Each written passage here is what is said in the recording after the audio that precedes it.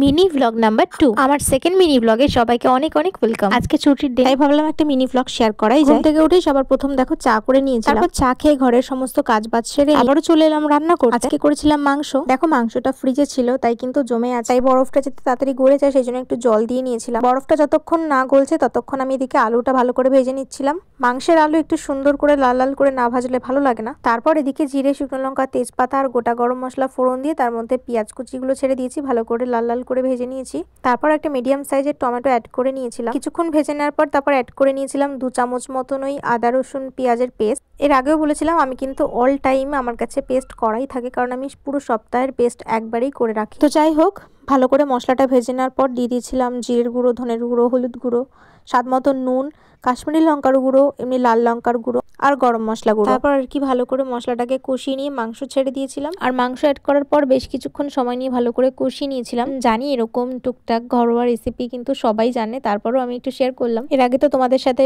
চিকেনের অনেক ভালো ভালো রেসিপি শেয়ার করেছি, আজকে ভাবলাম চলো কেননা একটু ঘরোয়া রেসিপিটাই শেয়ার করে নিই। নর্মাল দিনে কিন্তু আমি হয় এভাবে রান্না করি আর নয়তো কুকারে সিটি মেরে নিই। কুকারে রান্নার মাংস কিন্তু অনেক স্বাদের হয়। তাড়াতাড়ি করে রান্না করে চলে গিয়েছিলাম একটু মার্কেট, বেশ কিছু কাজ ছিল। আর বাড়ি এসে দেখো কি দেখতে পেয়েছি, এই যে পেঁয়াজ গাছ। ক্যাজুয়ালি কিছু পেঁয়াজ এই টবের উপর রেখে দিয়েছি, এখন দেখছি এখান থেকে পেঁয়াজ গাছ বেরিয়ে গেছে।